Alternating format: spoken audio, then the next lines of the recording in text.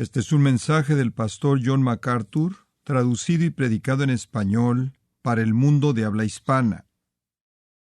Primera de Corintios, capítulo 15, y estamos disfrutando mucho estudiar la resurrección. Este capítulo tremendo, un capítulo muy largo, 58 versículos, el capítulo más largo en Primera de Corintios, trata de la resurrección. Un erudito reciente, C.F. Evans, escribiendo de la resurrección, dice, y cito, hasta un punto que va más allá de cualquier otra cosa, el cristianismo, por lo menos el cristianismo del Nuevo Testamento, es una religión de la resurrección. Fin de la cita. Tiene razón. John Locke, el filósofo inglés famoso, dijo, y cito, la resurrección de nuestro Salvador verdaderamente es de gran importancia en el cristianismo, tan grande que su ser o no ser el Mesías depende de ella. Fin de la cita. Ahora, esas dos afirmaciones simplemente enfatizan dos puntos que quiero que recuerde. El cristianismo depende de la resurrección y la naturaleza de Mesías, el señorío de Cristo, depende de la resurrección. Es la piedra angular de la verdad cristiana. Es tan importante para la base del cristianismo, para las afirmaciones de Jesús, que yo añadiría, y al destino de toda alma humana, la resurrección es el sine qua non de la historia. Tiene el impacto más grande de cualquier cosa en el destino humano, como también el plan divino. Y entonces estudiamos la resurrección con gran emoción y expectativa. Y sabe una cosa, es fabuloso estudiarla hoy día porque hay un nuevo interés en la vida después de la muerte y un nuevo interés en la muerte. De hecho, Psicología Hoy, en la edición de septiembre, dijo, la muerte ahora está de moda. En otras palabras, es un tema del que usted puede hablar hoy día. Es algo de lo que la gente está hablando. Una encuesta reciente reportó que el 73% de los estadounidenses creen fuertemente en la vida después de la muerte.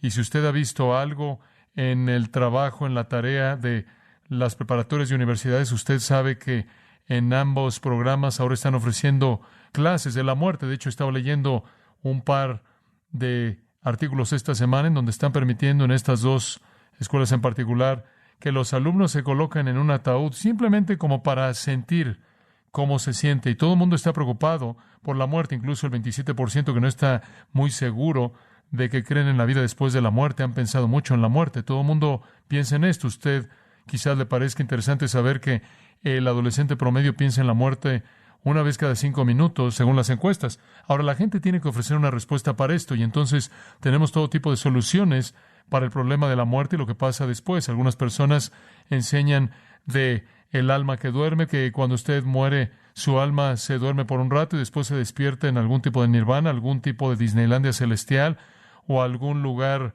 de recreación o lo que sea, después de que su alma ha dormido por un tiempo.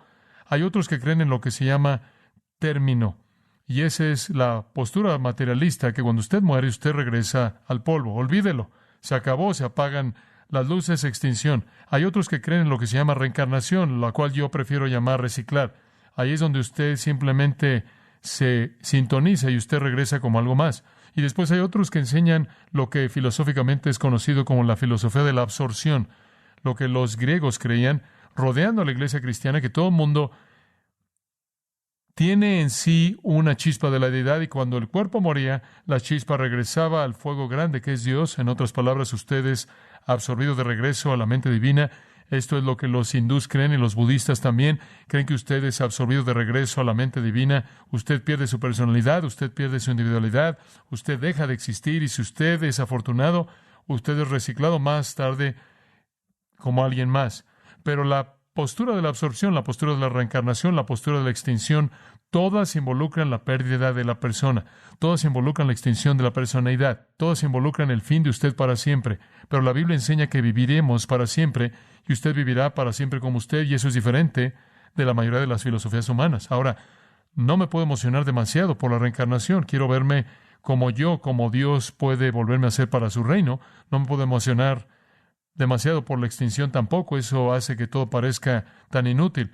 Y mucho menos me puedo emocionar por la absorción, regresar a algún tipo de neblina sobrenatural. Algunas personas se emocionan por eso. Usted no creería en la retórica acerca de ser absorbido de regreso en alguna deidad. Leslie Weatherhead escribe, simplemente escuche esto: ¿importaría si yo fuera perdida como una gota de agua en el océano? si fuera una partícula que brilla en alguna ola gloriosa que rompió en el esplendor absoluto, en belleza perfecta, en las costas de algún mar eterno? Se oye bastante mojado para mí. No queremos perder nuestra identidad.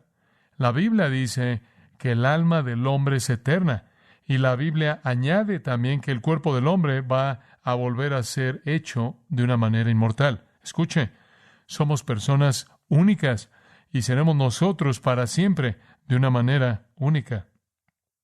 Sin embargo, con algunas modificaciones maravillosas que nos equiparán para el reino maravilloso de Dios. Ahora, ese es exactamente el mensaje de 1 Corintios 15, porque los griegos estaban enseñando la absorción, que usted, en cierta manera, solo regresaba, usted era una gota en el mar eterno. Y los cristianos vinieron y el mensaje del Evangelio era que usted sería resucitado corporalmente, pero algunas de las filosofías de Corinto comenzaron a infiltrarse en la iglesia corintia y poco después había una multitud de cristianos corintios que estaban negando la resurrección corporal. Estaban diciendo, muy bien, creemos en la inmortalidad del alma, pero no vamos a creer en el asunto del cuerpo.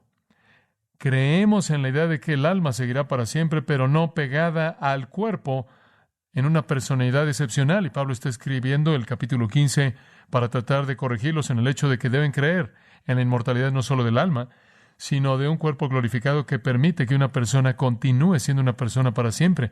La misma persona que era, nada más que cambiada de manera maravillosa, cambiada sin pecado por la vida de resurrección.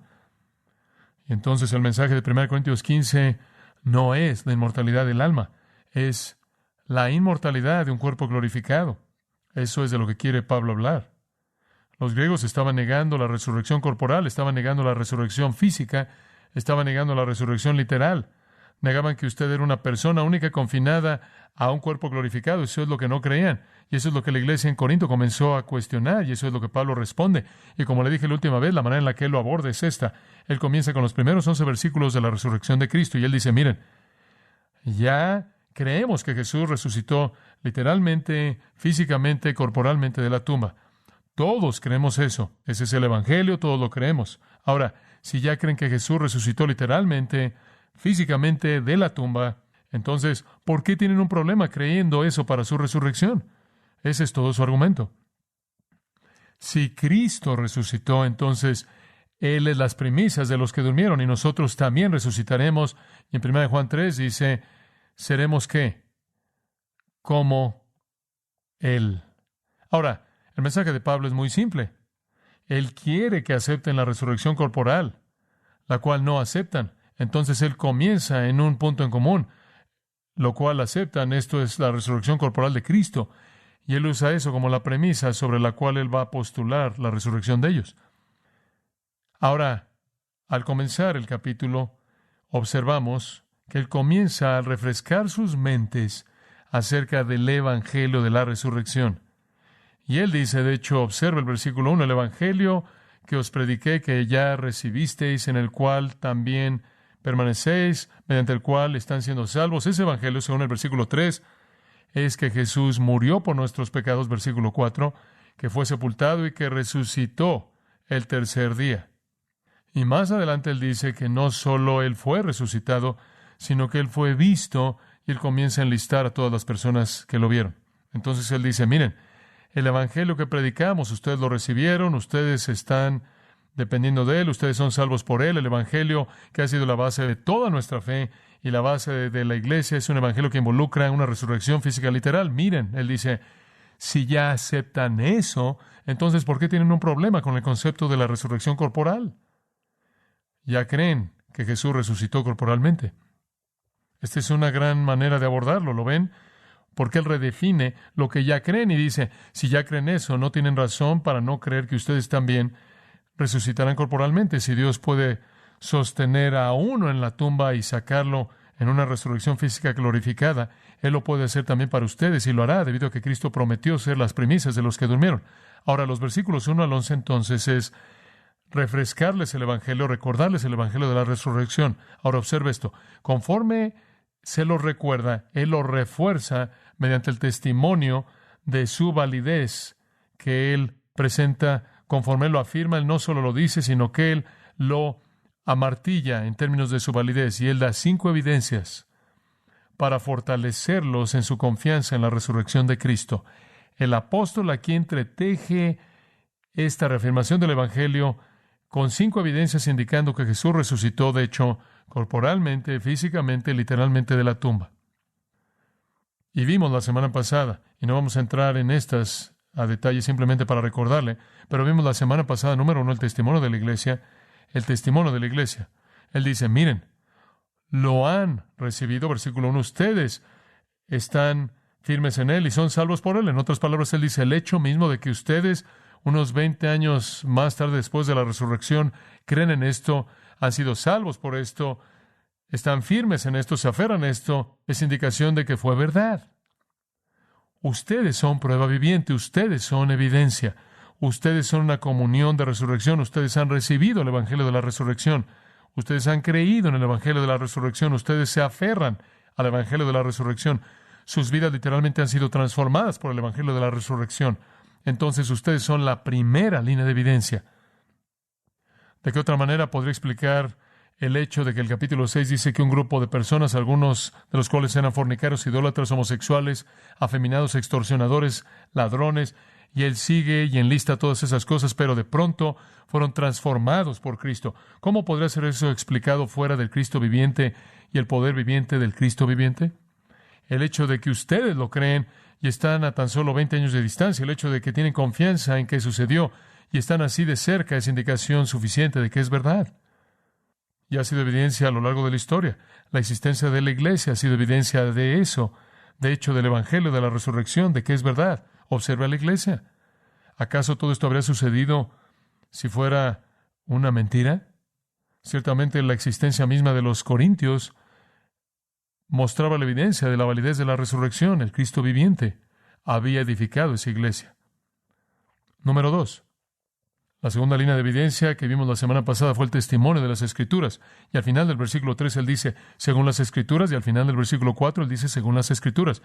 Y marcamos el hecho en nuestras mentes de que todo lo que sucedió en la muerte y resurrección de Cristo fue profetizado ¿en dónde? En el Antiguo Testamento. Esas son las Escrituras. El Antiguo Testamento dijo que sucedería y sucedió exactamente como el Antiguo Testamento dijo. El Antiguo Testamento de manera general predice la resurrección para todo el mundo. Es correcto. En el Salmo 49:15 predice la resurrección del ser humano. En el Salmo 73:24 predice la resurrección de lo físico, del cuerpo. Voy a estar con el Señor. En Isaías 26 incluso afirma que seremos resucitados. En Daniel 12:2 de nuevo afirma que seremos resucitados. Entonces la idea y el concepto de que la humanidad sea resucitada está en el Antiguo Testamento. Y también lo es la promesa de que Jesús resucitaría de los muertos. Y vimos eso, ¿no es cierto? En lugares como el Salmo 16 y demás. Y entonces estaba la promesa de la Escritura que sucedería. Esto es lo que Dios dijo. Creían en la validez de la Escritura. Bien haríamos en recordarle a algunos de nuestros amigos judíos que cuando dicen, bueno, no creo que Jesús fue el Mesías, haríamos bien en mostrarles la Escritura del Antiguo Testamento que predice que el Mesías resucitará de los muertos y mostrarles, de hecho, que Jesús resucitó. Él cumplió la Escritura. Entonces, no necesita especular en que este es algún tipo de algo imaginario. Le está diciendo, no, nada más pueden hacer a un lado la resurrección. Ustedes no nada más pueden decir que no importa, ustedes no nada más lo pueden hacer a un lado. Es un absoluto profético. Si Jesús no resucita de los muertos, literalmente, físicamente y corporalmente, sin corrupción, como el Salmo 16 dice, entonces no es el Mesías. Así de importante es. La Escritura lo predijo, debe serlo. Así como predijo que nacería en Belén, y así como predijo que moriría, así también predice que Él resucitaría. Y claro, cuando Jesús vino al mundo, Él inmediatamente recogió este formato de la Escritura del Antiguo Testamento y Él comenzó a hablar inmediatamente de su muerte.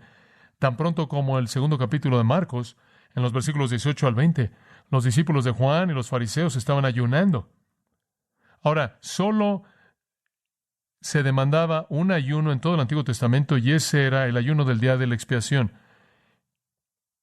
Y los demás eran opcionales y los fariseos habían inventado muchos ayunos opcionales y ayunaban 2 veces a la semana. Creo que básicamente ayunaban el lunes y el jueves. Si me acuerdo bien, ayunaban con frecuencia y lo consideraban como una señal de virtud espiritual. Entonces, aparentemente, los discípulos de Juan el Bautista entraron en este hábito y ellos también. Y se encontraron a Jesús y a sus discípulos que no lo estaban haciendo y dijeron, bueno, ¿cómo es posible que hacemos esto y los fariseos lo hacen y ustedes no? Y él dice, porque ustedes no ayunan cuando el novio está aquí, pero uno de estos días el novio será quitado. Entonces sus discípulos ayunarán. En otras palabras, tan pronto como el segundo capítulo de Marcos, él estaba hablando de ser quitado y la frase ahí, ser quitado en el griego, es la misma usada en Isaías 53:8 en la traducción griega para hablar de él siendo quitado a la matanza. Entonces, desde la primera parte de la parte inicial de su ministerio, él comenzó a predecir que él moriría, pero no terminó ahí. Más adelante en el Evangelio de Marcos, para cuando él llega al capítulo 8, él no solo está hablando de su muerte, él está hablando de lo que seguirá su muerte. Y en Marcos capítulo 8, versículo 31, él dice, él comenzó a enseñarles que el Hijo del Hombre debía padecer muchas cosas, ser rechazado por los ancianos, los principales sacerdotes, los escribas y ser matado. Ahora observe esto. Y después de 3 días resucitaría. Entonces, a partir de Marcos 8, él comienza a hablar de esto. En Marcos 9, versículo 9, lo mismo. Hasta que el Hijo del Hombre sea resucitado de los muertos. Jesús dice, en el versículo 31, él enseñó a sus discípulos de nuevo que él debía ser matado y resucitar el tercer día. Entonces, él comenzó a enseñar muerte y resurrección desde la primera parte de su ministerio. ¿Por qué? Porque esta era la esencia de su ministerio entero. Y estaba envuelto en estas cosas. La misión de Jesús consistía en morir y resucitar. Y esto se volvió el formato para toda la predicación apostólica. Tan pronto como usted entra a la iglesia en Hechos 2, el primer sermón jamás predicado es predicado de la resurrección. Entra a Hechos 3, el segundo sermón jamás predicado es predicado de la resurrección. Cuando en Hechos 1 están a punto de escoger a alguien para que tome el lugar de Judas, él debía ser un testigo con nosotros de la resurrección, porque ese era el meollo. Y entonces la misión de Jesús, conforme él lo ve, como las profecías del Antiguo Testamento las ven, como las epístolas lo presentan, la misión de Jesús era establecer un reino, y para eso él debe vivir. Pero para tener súbditos en su reino, él tenía que pagar el precio del pecado, y para eso él debe morir. Entonces él tenía que vivir y morir, y para hacer eso usted tiene que resucitar a la mitad, ¿verdad? Y entonces la resurrección se vuelve la mitad del Evangelio. Él debe morir para pagar la paga del pecado, él debe vivir para establecer un reino, y entonces a la mitad él debe resucitar de los muertos. Y eso es lo que la Escritura dijo. El Antiguo Testamento una y otra vez predice la muerte del Mesías, la muerte del siervo, la muerte del sacrificio, y también predice que el rey viene y él va a establecer su reino y va a reinar. Y si usted tiene un Mesías que muere y un Mesías que reina, usted debe tener una resurrección a la mitad. Era absolutamente obvio que tenía que suceder por todo el Antiguo Testamento, según la Escritura. Entonces, la evidencia de la resurrección es dada por la existencia de la iglesia y por el testimonio de la Escritura. En tercer lugar, es dada por el testimonio de testigos oculares. Observa el versículo 5. Y él fue visto por Cefas, después los 12, y después de eso fue visto por unos 500 hermanos en una ocasión, de los cuales la gran parte permanece hasta el tiempo actual, pero algunos han dormido o han muerto. Y después de eso fue visto por Jacobo, después por todos los apóstoles. Deténgase ahí. Ahora le está dando la tercera área de evidencia, el testimonio de testigos oculares. Las cortes humanas en la actualidad, las cortes humanas por toda la historia, prácticamente han dependido en sus decisiones en base a testigos oculares donde es posible. Ese es el tipo de evidencia más fuerte, y especialmente en donde usted tiene hombres y a mujeres inteligentes, competentes, con integridad real, dando el testimonio. Esa es evidencia muy fuerte. Entonces, Pablo apela a eso. Él está diciendo, en caso de que tengan dudas acerca de la resurrección corporal de Cristo, permítanme decirles de los más de 500 personas que lo vieron. Un abogado llamado Sir Edward Clark dijo, y cito, como un abogado, he realizado un estudio prolongado de las evidencias para los acontecimientos del primer día de la Pascua. Para mí, la evidencia es contundente. Y una y otra vez, en la corte más alta, he asegurado el veredicto en base a la evidencia no tan contundente. La inferencia sigue a la evidencia y un testigo veraz es su objetivo. La evidencia del Evangelio para la resurrección es de esta clase, y como abogado la acepto sin reservas como el testimonio de hombres veraces de hechos que pueden sustanciar. Fin de la cita.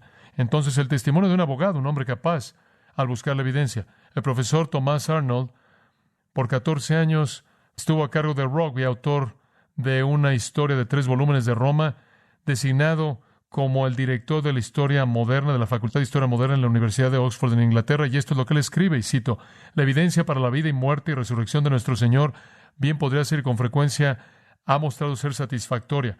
Es buena según las reglas comunes de la evidencia de distinguir la evidencia buena de la mala. Miles y decenas de miles de personas la han analizado parte por parte de manera tan cuidadosa como todo juez que cita a un caso importante. Yo mismo lo he hecho muchas veces, no para persuadir a otros, sino para quedar satisfecho.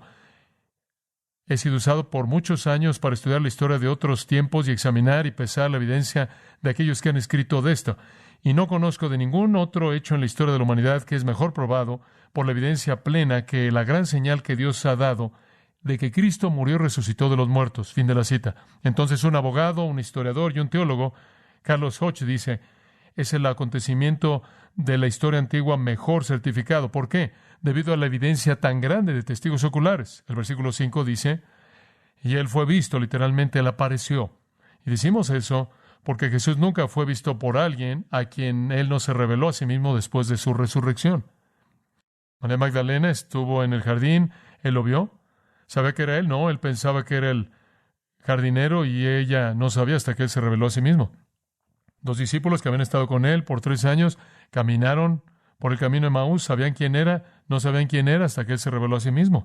En Juan 21 él aparece en la costa y no saben quién es hasta que él escoge revelarse a sí mismo. Post-resurrección, nadie vio a Jesús como Jesús hasta que él reveló quién era a un grupo selecto.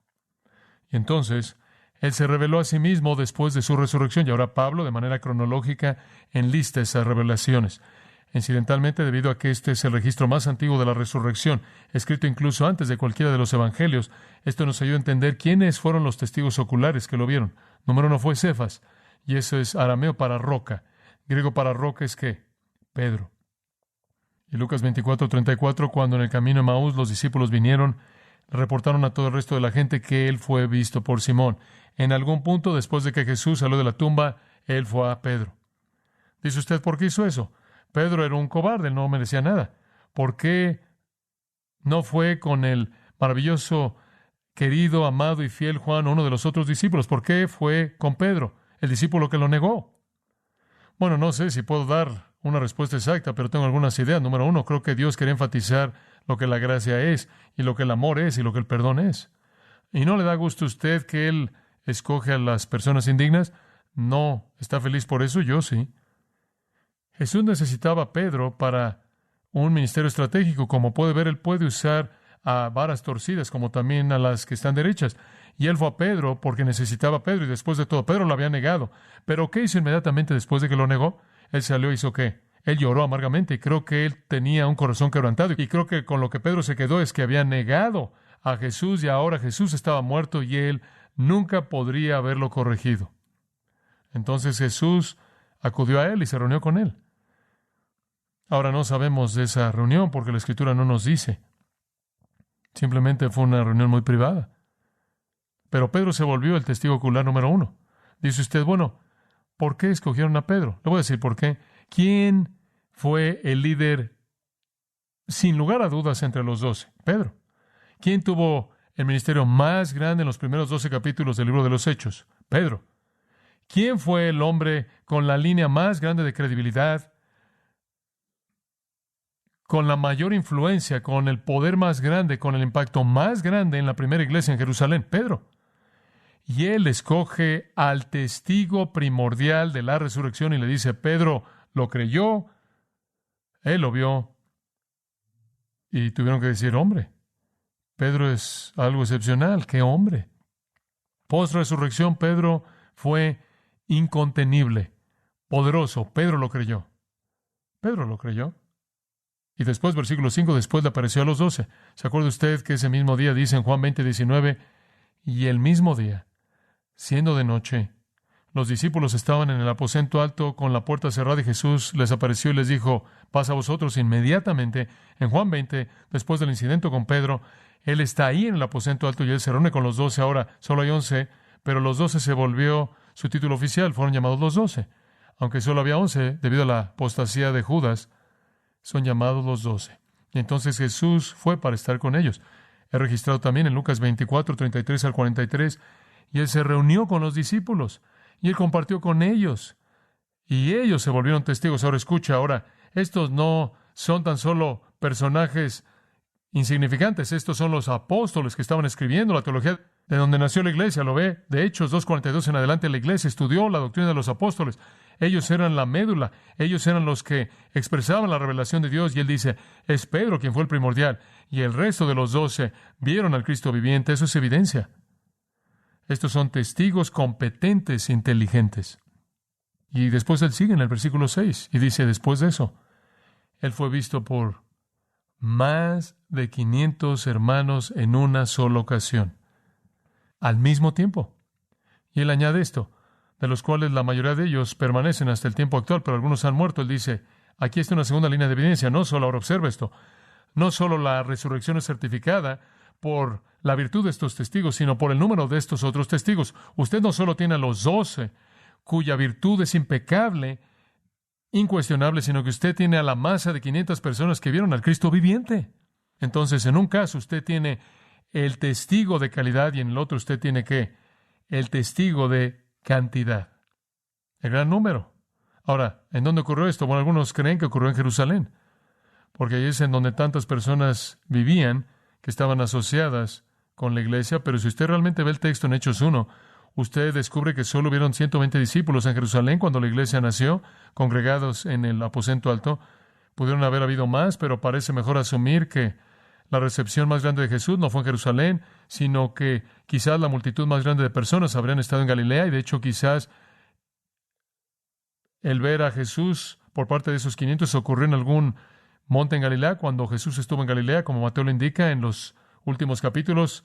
Él habría estado ahí, entonces, sea lo que sea, pero en algún punto en Jerusalén, quizás menos probable, pero quizás en Galilea, más probable, Jesús le apareció a 500 personas en una sola ocasión al mismo tiempo. Esos son muchos testigos. Usted tiene algún caso en una corte que usted quiere presentar y usted trae 500 personas que dicen lo mismo. Eso es bastante convincente. Digo, lo único que necesitaba, según la ley del Antiguo Testamento, era para que algo fuera confirmado, fuera por boca de ¿qué? De 2 o 3 testigos. Dios siempre se excede en todo lo que hace. Él tuvo simplemente a 497 más de lo que necesitaba. Y escuche esto es maravilloso. Tan maravilloso, Él dice, la mayoría de ellos todavía están vivos. Revísenlo. No solo la virtud de testigos, algunos de los cuales estaban muertos, sino la cantidad de testigos, la mayoría de los cuales estaban todavía vivos. Ustedes mismos les pueden preguntar. Y finalmente Él añade, y me encanta esto, y después de eso Él fue visto por Jacobo y después por todos los apóstoles. Jacobo, Santiago. ¿Quién es Santiago? ¿Santiago el hijo de Alfeo? ¿Jacobo el hijo de Zebedeo? Ambos fueron apóstoles. No creo que Él tiene en mente a él. Este es Jacobo Santiago, el hermano de nuestro Señor, el que escribió la epístola de Santiago, el que se volvió la cabeza de la iglesia en Jerusalén, en el sentido de que él era el líder. Santiago, el hermano de Jesús, el medio hermano, el hijo de José y María. Dice usted, bueno, ¿por qué es tan importante esto? Bueno, este es un testigo de otro tipo. Escucha Juan capítulo 7, versículo 5. Porque ni sus hermanos creían en él. Ahora, usted tiene el testimonio de su propio hermano, quien es un incrédulo. Dice usted, bueno, ¿cuál es la importancia de esto? Escuche, la importancia de esto es el hecho de que aquí usted tiene un testigo de su familia, quien era un escéptico, quien ha sido cambiado de manera total, y él ahora es un creyente de la resurrección. Ahora, Santiago no creía que Jesús era quien decía ser. Santiago no creía. Juan 7:5 lo dice. No creía. Quizás cuando Jesús murió, Santiago comenzó a sentir un poco de remordimiento, y quizás conforme él supo de las circunstancias de la muerte de su medio hermano, humanamente hablando, quizás él comenzó a sentir algo de admiración hacia Jesús. Y Jesús quería un testigo de su propia familia, porque, como usted sabe, sería difícil. La gente diría, no nos digas que resucitaste de los muertos. Tu propia familia ni siquiera lo cree. Entonces Jesús buscó a Santiago. Jesús le apareció a Santiago en forma de resurrección. Y Santiago creyó. Y Santiago fue cambiado. Y Santiago dice en Santiago 1:1, comienza su carta diciendo, Santiago, siervo de nuestro Señor Jesucristo. Bueno, ese es un gran cambio para un incrédulo. Ahora usted no solo tiene el testimonio de hombres de calidad y de una multitud de cantidad, sino usted tiene el testimonio de un escéptico aquí. Y de la familia misma de Jesús, un incrédulo es transformado en uno que cree. La resurrección lo convenció cuando todo lo demás aparentemente no lo convenció. Él había visto la vida de Jesús, no lo convenció. La resurrección sí. Y después de nuevo dice, al final del versículo 7, le apareció a todos los apóstoles. Y si usted lee Hechos capítulo 1, nos dice cómo sucedió eso. En el versículo 3 dice, Él se mostró vivo después de su pasión mediante muchas pruebas indubitables, habiendo sido visto por los apóstoles literalmente 40 días, hablando de cosas acerca del reino de Dios. Entonces Él apareció a los apóstoles de nuevo, por lo menos en 3 ocasiones, a ellos como un grupo. Y entonces usted puede ver que los testigos realmente están ahí. Hombres de calidad. Una cantidad de gente grande, incluso un escéptico. J.N.D. Anderson escribe, y cito, la manera más drástica de hacer a un lado la evidencia sería decir que estas historias fueron un mero invento, que fueron mentiras puras, pero hasta donde puedo ver, ni siquiera un crítico en la actualidad adoptaría una actitud como esa. De hecho, será una postura imposible. Escuche, piense en el número de testigos, más de 500. Piense en la virtud de los testigos, hombres y mujeres que le dieron al mundo la enseñanza de ética más elevada que jamás ha sido conocida. E incluso por el testimonio de sus enemigos, lo vivieron en sus vidas. Piense en lo absurdo que es en términos psicológicos el presentar a un pequeño grupo de cobardes, derrotados, acobardados, ahí en un aposento alto un día y unos cuantos días después son transformados en un grupo que ninguna persecución podía callarlos. Y él sigue y dice, intentar atribuir este cambio dramático a nada más que convencerse a sí mismos de un invento no tiene sentido. No tiene sentido. Entonces la evidencia es contundente. La resurrección corporal de Jesucristo es certificada por la Iglesia, por las Escrituras y por los testigos oculares. En cuarto lugar, el testimonio de un testigo especial. Uno especial, versículo 8. Y el último de todos él fue visto por mí también. ¿Quién es este? Pablo. Y el último de todos, él fue visto por mí también. Ahora él incluye, esta es otra categoría de testigos. Esta no es alguna persona de virtud que apoya a Jesús. Esto no son 500 hermanos creyentes. Este no es su hermano humano. Este hombre es un homicida de cristianos. ¿Es correcto? Él dice, yo soy como uno que nació fuera de tiempo. Yo soy el más pequeño de los apóstoles. No soy digno de ser llamado apóstol porque perseguía a la iglesia de Dios. Aquí está un incrédulo total. Él es un perseguidor total de la iglesia. Él dice, yo soy el último en haberlo visto. Último de todos. Por cierto, esa es una buena palabra para aquellos que siguen diciendo que ven a Jesús, ¿no es cierto? Pablo dice, yo soy el ¿qué? El último en ver al Cristo resucitado. Esto nos hace sospechar de la multitud de supuestas experiencias de ver a Jesús. De hecho, Pedro incluso escribe, a quien amáis sin haberle visto. Pablo dice, yo lo vi. ¿Cuándo lo viste, Pablo? Ni siquiera estabas ahí. Yo lo vi, iba camino a Damasco, lee Hechos 9. Y yo iba ahí y estaba exhalando fuego y matanza, iba a hacer lo que quería hacer, ¿lo ve? Y de pronto terminé en el polvo y ahí enfrente de mí estaba el Cristo resucitado, glorioso, refulgente, y le dije, Señor, ¿qué quieres que haga? Pablo lo vio. Él lo vio y él fue tan brillante, él lo cegó. No fue la ceguera de la oscuridad, fue la ceguera de la luz, como viendo el sol. Lo vi, dijo él.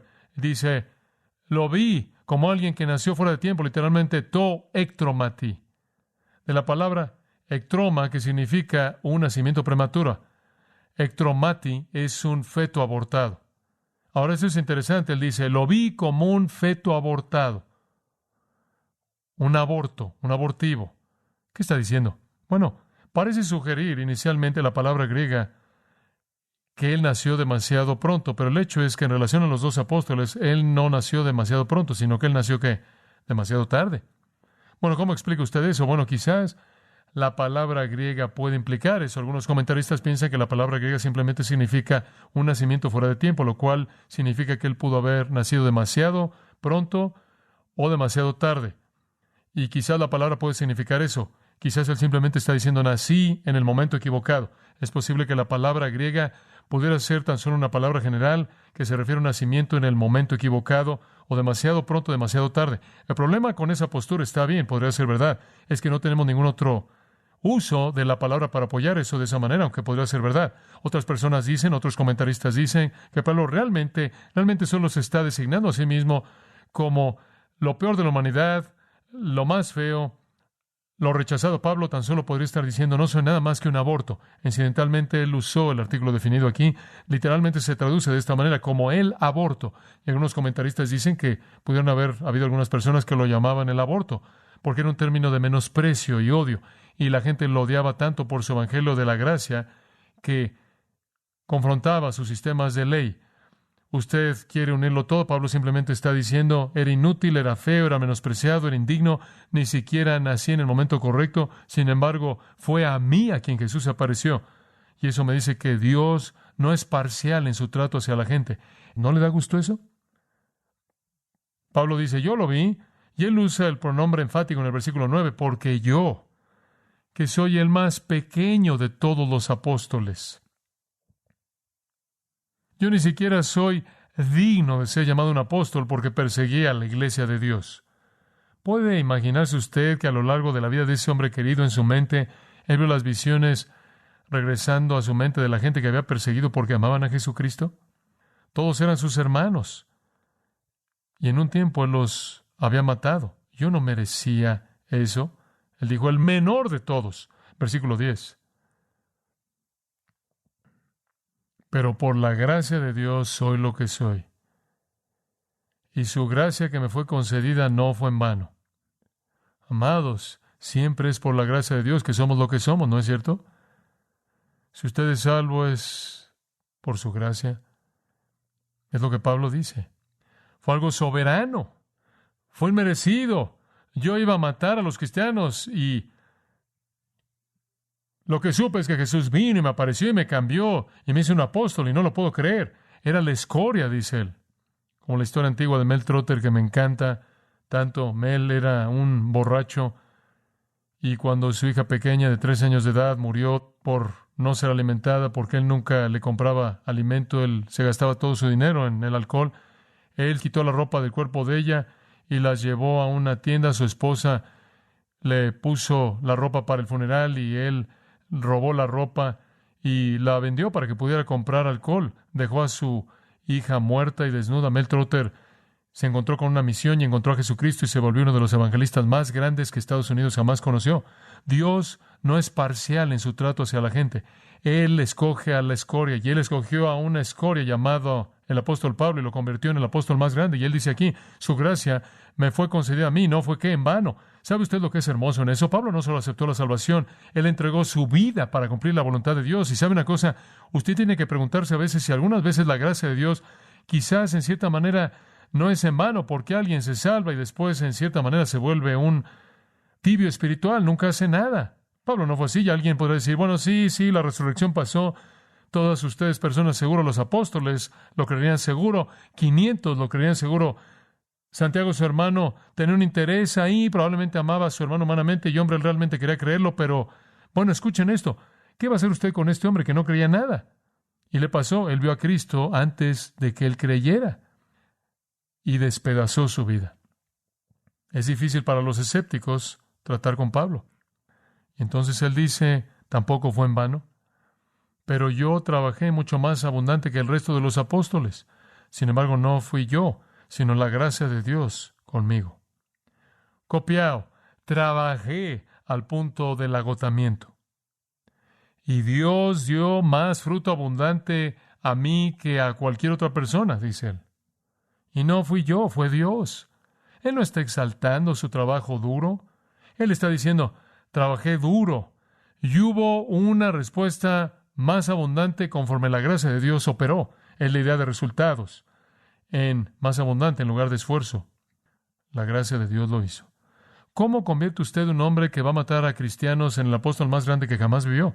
¿Cómo toma a alguien usted que está haciendo todo lo que puede por destruir a la iglesia y convertirlo en el promotor más grande de la iglesia que jamás vivió. Solo hay una cosa que lo pudo hacer.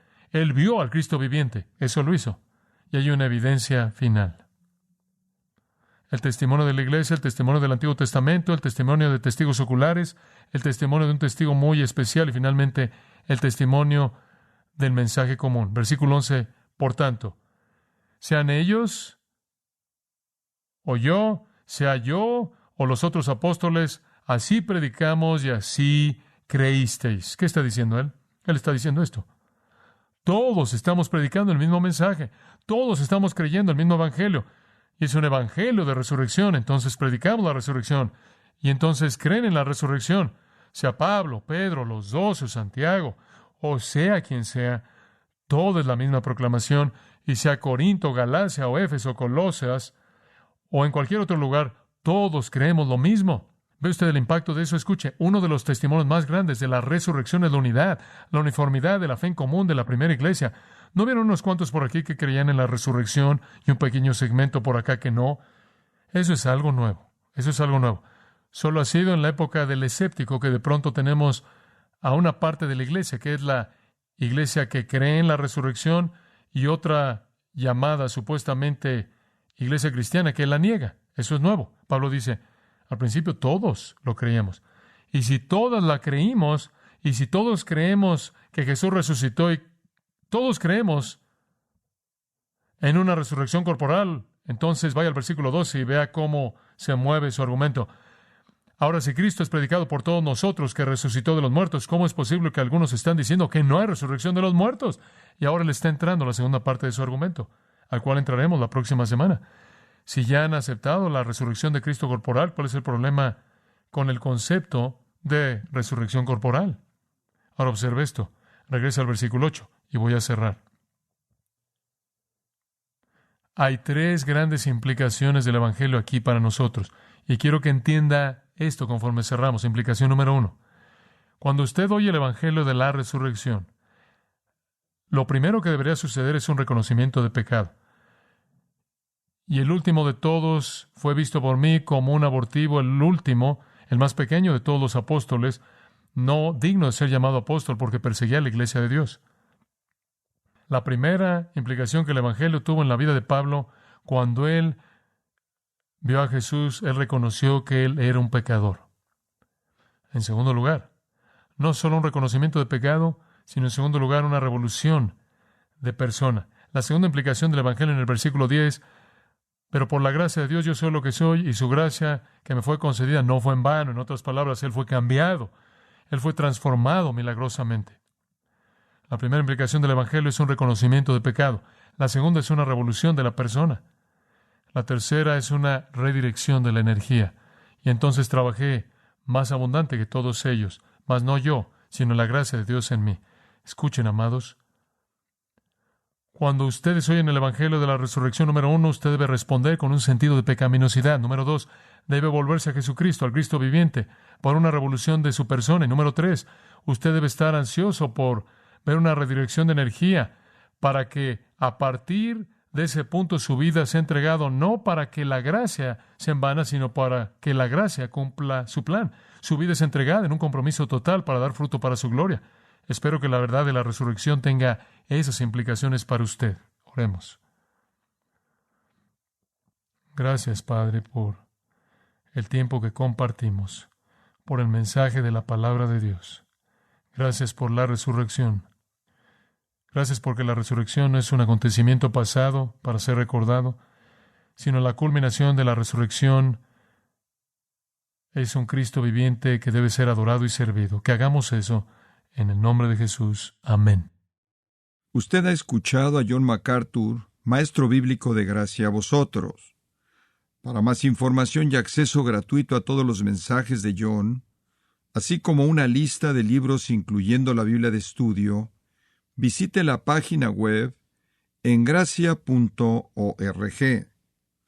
Gracia a vosotros y el pastor John MacArthur se reservan toda protección y derecho de autor bajo la ley que esté vigente.